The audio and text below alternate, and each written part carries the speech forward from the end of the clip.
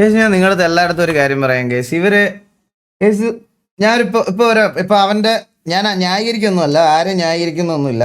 അവരുടെ വെളിയിലത്തെ കാര്യം അല്ലെങ്കിൽ അവർ റിയൽ ലൈഫിൽ എങ്ങനെയായിരുന്നല്ലേ അവരെന്തെങ്കിലും സ്ട്രീമിംഗിൽ ഇഷ്യൂ ഉണ്ടാക്കിയിട്ടുണ്ടോ, അതൊക്കെ അവരുടെ വെളിയിലത്തെ കാര്യമാണ് കേസ്. നമ്മൾ അകത്ത് ഒരാളെ അടുത്ത് RPയിൽ സംസാരിക്കുമ്പോൾ ലൈക്ക് അത് ഒരു റിയൽ ലൈഫായിട്ട് യാതൊരു ബന്ധവുമില്ല, മനസ്സിലായോ? റിയൽ ലൈഫായിട്ട് യാതൊരു ബന്ധവുമില്ല നമ്മൾ അതിന്. അതപ്പോൾ അതിന് നമ്മൾക്ക് ഈ പറയണത് പോലെ അവരകത്ത് ചെയ്യുന്ന കാര്യത്തിനോട് ഇപ്പം ഞാൻ ചെന്നിട്ട് പറയാം. ഇപ്പം ഞാൻ എക്സാമ്പിൾ പറയാം. ഇപ്പം മമ്മു ആയാലും ഷമീർ ആയാലും തൊപ്പി ആയാലും അവരെയൊക്കെ നമ്മൾ സിറ്റിക്കകത്ത് കാണുന്ന സമയത്ത് അവർക്കൊരു വ്യൂവർഷിപ്പ് ഉള്ള ആൾക്കാരാകുമ്പോൾ നമ്മൾ ചെന്നിട്ട് നേരെ എന്തിൻ്റെ അടിസ്ഥാനത്തിലാണ് ഇഗ്നോർ ചെയ്യേണ്ടത് അവരെ? അല്ല, നിങ്ങൾ നമ്മുടെ അടുത്ത് പറ, നമ്മളെ ഇൻ ഗെയിമിനകത്ത് അവരെന്തെങ്കിലും ഉപദ്രവിച്ചോ? വെളിയിൽ സ്ട്രീമിങ്ങോ അവരുടെ കാര്യങ്ങൾ ബാക്കിയുള്ള കാര്യങ്ങൾ നമ്മളായിട്ട് ബന്ധമില്ല. അകത്ത് വന്ന് പറയുമ്പോൾ അവർ നമ്മോട് സംസാരിച്ചുകൊണ്ടിരിക്കുമ്പോൾ അവൻ എന്തെങ്കിലും ബാഡായിട്ട് പറയുന്നതിന് അന്ന് ഞാൻ തന്നെ തിരിച്ചു പറഞ്ഞോളാം, മനസ്സിലായോ? അൺടിൽ അതുവരെ ഇപ്പം അവൻ ഒന്നും പറഞ്ഞിട്ടില്ല, അവൻ മര്യാദയ്ക്കല്ലേ സംസാരിക്കണേ. അപ്പം നമ്മൾ സംസാരിച്ച് വിടുക, അത്രേ ഉള്ളൂ. അല്ലാതെ അവനെ നമ്മൾ അവിടെ ഇതാക്കേണ്ട ആവശ്യമില്ല, ഒന്നാമത്തെ കാര്യം. അപ്പം അവൻ എന്തെങ്കിലും റോങ് ആയിട്ട് സംസാരിച്ചാൽ തിരിച്ചാൽ നമ്മുടെ RP ആയിട്ട് സംസാരിക്കാൻ എനിക്കും അറിയാം, അതങ്ങനെ സംസാരിച്ചോളാം. ഈ അൺടിൽ ഇതുവരെ ഇപ്പം അവൻ അതൊന്നും പറഞ്ഞിട്ടില്ല, അതുകൊണ്ട് നമ്മളൊന്നും പറയണില്ല, അത്രേ ഉള്ളത്. കഴിഞ്ഞ കേസ് ഞാൻ ഇത് ഒരാളുടെ കേസിലല്ല ഞാൻ നിങ്ങളുടെ അടുത്ത് പറയണേ.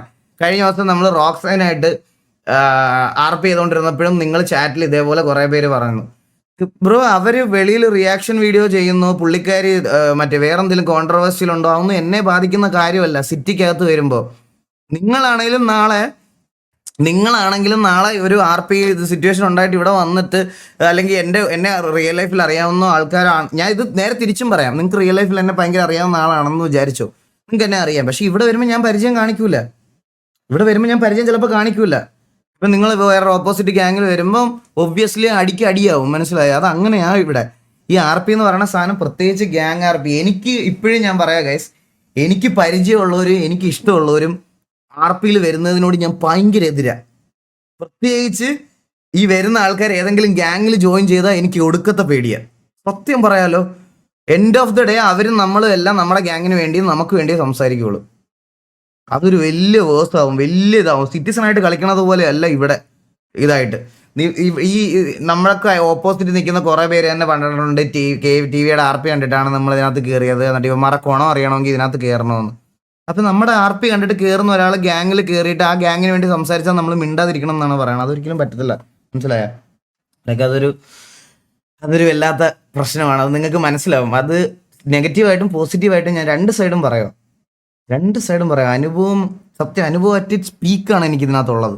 എനിക്ക് പേടിയാണ്. എനിക്ക് ഇതിനകത്ത് ഈ ഒരു ഗെയിമിൽ എനിക്ക് അറിയാവുന്നവരും അല്ലെങ്കിൽ വേറെ ആൾക്കാരും, അതായത് നിങ്ങൾ തന്നെ ആലോചിച്ച് നോക്ക്, കാസ്ട്രോ ആയിക്കോട്ടെ, ബ്രാവോ ആയിക്കോട്ടെ, ഇവരുമായിട്ടൊക്കെ എങ്ങനെ പൊക്കോണ്ടിരുന്നായിരുന്നു നമ്മളൊരു സമയം വരെ.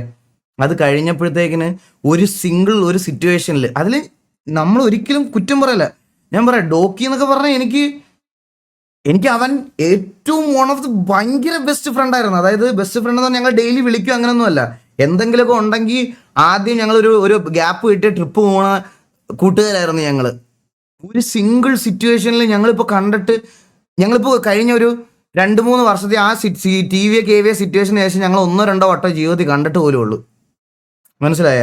അത്രയും വേഴ്സാവും ഇതിനകത്തെ സംസാരം. അത് നിങ്ങൾ രണ്ട് സെൻസിൽ ഞാൻ പറയാം. അപ്പോൾ ഓപ്പോസിറ്റ് വെളിയിൽ എന്തെങ്കിലും പ്രശ്നമുള്ളവർ അകത്ത് വന്ന് മര്യാദയ്ക്ക് സംസാരിച്ച് അവരെ മര്യാദയ്ക്ക് ട്രീറ്റ് ചെയ്യാൻ വേണം. അതുപോലെ വെളിയിൽ സൗഹൃദമായിട്ടുള്ളവർ അകത്ത് വന്നാൽ അവരെ ശത്രുക്കളാവാതെ നോക്കുകയും വേണം. ഇത് രണ്ടും കീപ്പ് ചെയ്യാൻ പറ്റാത്ത ഒരു സാധനം ഉള്ളത് കൊണ്ടാണ് ഞാൻ ഇപ്പോഴും പറയാം. നിങ്ങൾ ആലോചിച്ച് നോക്കി, SRR ആയിട്ട് നമ്മൾ എന്തൊക്കെ ഞാൻ തന്നെ കഴിഞ്ഞ ദിവസം ലൈവിൽ ഇരുന്ന് പറഞ്ഞ് ഇവന്മാരുമായിട്ട് ഞാൻ വീണ്ടും സിറ്റുവേഷൻ അടിക്കുമെന്ന്. പക്ഷേ സ്റ്റീഫൻ ബ്രോ ഒന്ന് സംസാരിച്ചിട്ടുണ്ട്, ഞാൻ പുള്ളിയുടെ അടുത്ത് തിരിച്ച് സംസാരിക്കണുണ്ട്. ഞങ്ങൾ റിയൽ ലൈഫിലും ഞാൻ ഇതിനു മുമ്പ് നല്ല രീതിയിൽ സംസാരിച്ചുകൊണ്ടിരുന്ന ഒരാളാണ്. സത്യം പറയാം ഗൈസ്, ഇതിനൊരു ഡാർക്കർ സൈഡ് ഉണ്ട്. ഞാൻ ഇപ്പോഴും പറയാം, ഈ ഗെയിമിനൊരു ഡാർക്കർ സൈഡ് ഉണ്ട്. നിങ്ങൾ കളിച്ച് തുടങ്ങിയാൽ മാത്രമേ നിങ്ങൾക്ക് ഇത് മനസ്സിലാകത്തുള്ളൂ, അല്ലാതെ എങ്ങനെ പറഞ്ഞാലും നിങ്ങൾക്ക് ഇത് മനസ്സിലാവില്ല. അൺടിൽ നിങ്ങൾ ഇത് കളിക്കാത്തിടത്തോളം കാലം നിങ്ങൾക്ക് വെളിയിൽ നിന്ന് കാണുന്ന POV മാത്രമേ ഉണ്ടാവുള്ളൂ.